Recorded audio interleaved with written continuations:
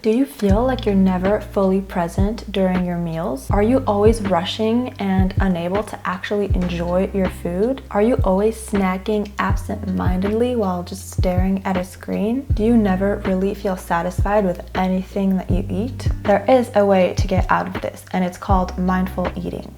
What is mindful eating? Mindful eating is kind of a technique used to regain control over your eating habits, and it's based on mindfulness, which is a form of meditation. Eating mindfully means being fully aware of what you eat, fully in the present moment, and taking into account different aspects of food, so the health aspect, the emotional aspect, all of these things in order to rediscover taste, pleasure in eating, and to eat healthy and balanced meals that you actually enjoy. The goal is really to create a connection between your body and your mind as you are eating, so that you're able to be more in tune with your hunger and fullness cues and more in tune with what your body is telling you, and all while eating meals that properly nourish you. It involves eating slowly, taking the time to chew your food, putting down your fork and your knife between each bite, really appreciating all of the different aspects of your food, so the way it looks, the way it smells, the way it feels, and to eat without any distractions. Another aspect of mindful eating is to connect your food choices to your mind and body. So for instance, before you eat a food, you can think about the benefits that it's going to bring, the impact that it's going to have on your body, whether that be positive, whether that's negative, or if there's something positive that stems from it, like a sense of comfort or something that's relaxing, anything like that. The benefits of mindful eating. Most of our food patterns are super far away from mindful eating. Most of us don't take the time to sit down and actually enjoy our meals.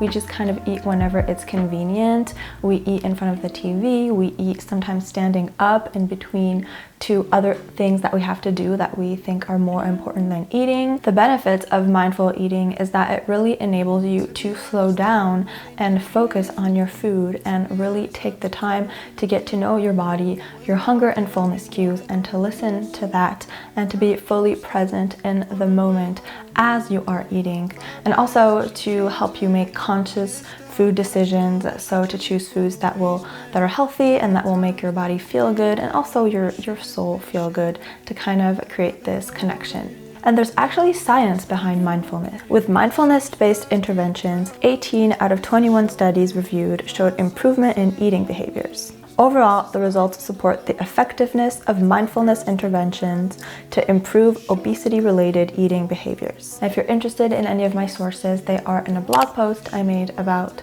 mindful eating benefits in the description. Also, the link between obesity and mindfulness was studied using the Mindful Attention Awareness Scale, and on this scale, the higher score you get, the more mindful you are. And participants with high scores on these scales compared to those with low scores were more likely to be obese. So the disposition to mindfulness is inversely associated with being obese or becoming obese. So basically, the more mindful you eat, the less chances you have of becoming obese. The difference between mindful eating and intuitive eating. A question I often get asked is what the difference is between mindful eating and between intuitive eating. And for me, intuitive eating encompasses mindful eating. Like, mindful eating is one aspect of intuitive eating. So you can be a mindful eater but not an intuitive eater, but I would say that the other way around isn't really possible. I would say that intuitive eating has many principles, and one of them is to really actively reject diet culture, and also that weight loss shouldn't be the focus of your journey. And it's not for everyone at all. Again, I think it's great, but it's definitely not for everyone. So for people who are trying to lose weight or people who are trying to make healthier food decisions, I would say that mindful eating is a great place to start before intuitive eating, and then you can kind of make your way up to intuitive eating. Now let's get into some mindful eating tips and exercises. First, you really need to be mindful with your food. It's important to really take the time to think about the food that you put into your body and the impact that it can have on your health and on your well-being. It's also important to consider the emotional aspect. So how will this food make you feel? Will it bring you comfort when you need it? Will it satisfy your cravings? Little exercise I like to do is I like to see this as kind of a Venn diagram, where in one circle you have foods that you really like and that you really crave and that bring you comfort,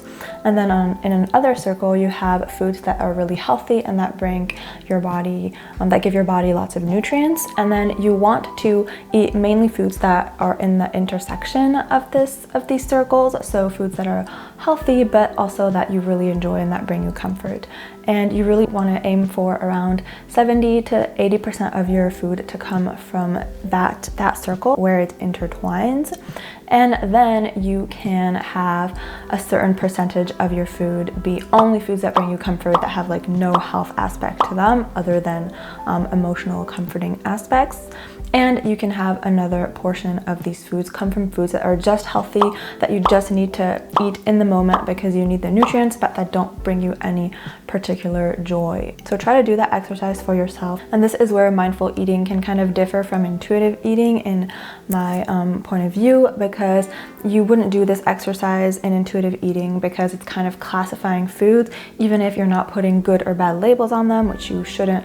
You should absolutely not, but really intuitive eating will not have you do this kind of exercise, whereas in mindfulness, it's kind of more to bring awareness to the different types of foods and the different things that they can bring to your body, and how you can choose the right foods most of the time in order to be the healthiest version of yourself and happiest. It's also really important that you are in tune with your body's signals. You really need to start listening to what your body is telling you instead of looking to outside rules for when you should eat or how much you should eat. So a tool that I really recommend using is the intuitive eating hunger scale, and I made a video about that here if you're interested. But basically it's a tool to kind of help you identify your level of hunger.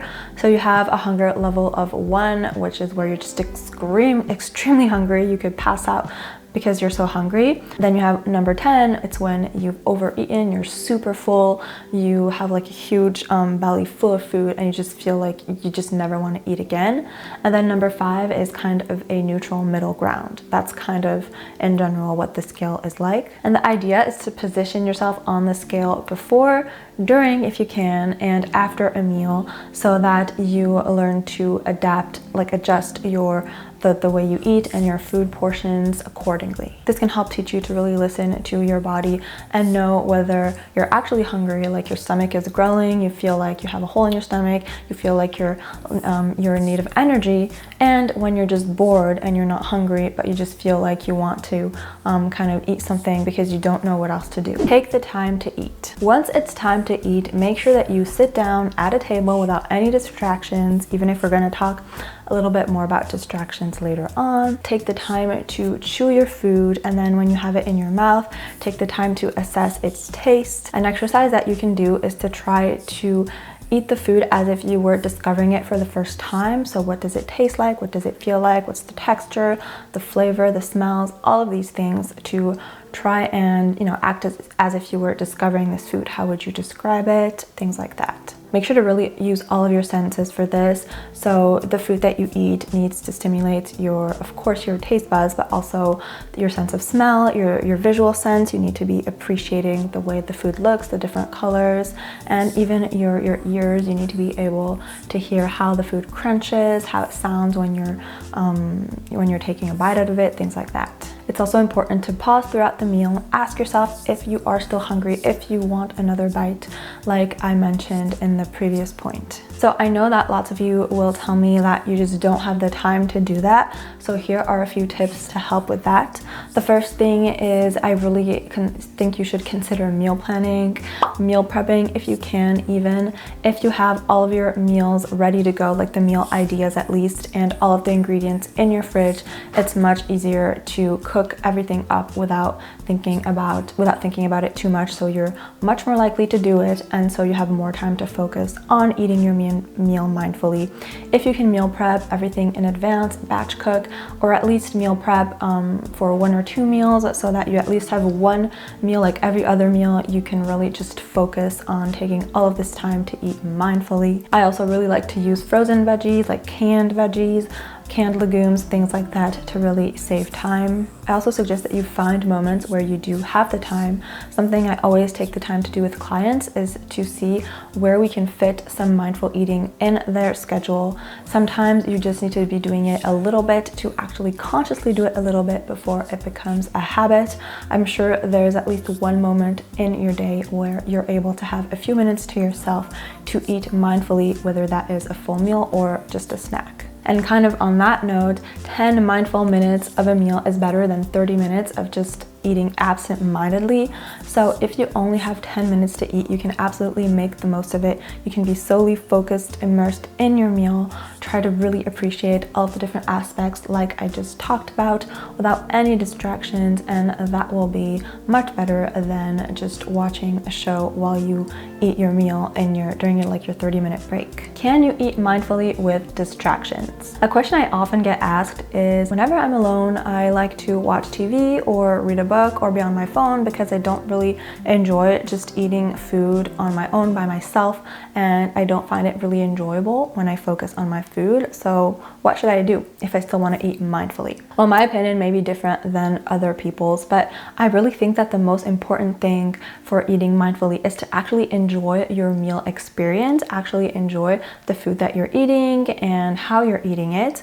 So I don't want you to just be miserable and staring at your food and then taking the time to chew everything and then putting your fork down and then doing that for 30 minutes. And at the end of the meal, you're like, okay, I did not enjoy this meal. I was too focused on trying to eat mindfully and it wasn't an enjoyable experience. We don't want that to happen. So if you feel like you're a person who can't really focus on your food like that, and you feel like mealtime should be really enjoyable and you want to watch a show or read a book, there are some little things that you can do to make it more mindful. So the little things that I do is that I, first of all, don't let myself start the meal before the show has started, at least a little bit, because I know that we're all tempted once we get in front of the TV with our meal. We just eat everything in the first 2 seconds, with the opening credits, and that's as far from mindfulness as you could possibly be. So just let the show start a little.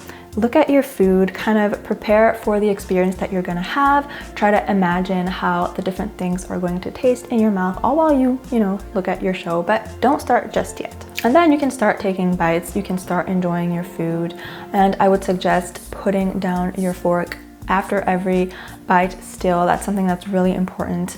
And try to take some breaks where you kind of just focus on the show that you're watching, and then you'll find yourself kind of naturally wanting to go back to the food. And that way it's kind of a balance between, focusing on your food and then just focusing on the show. I would say when you're done with about half your plate, I really encourage you to take a little break, and from the show, maybe hit pause, or at least in your mind, just take a few seconds to assess your level on the hunger scale. Do you want more?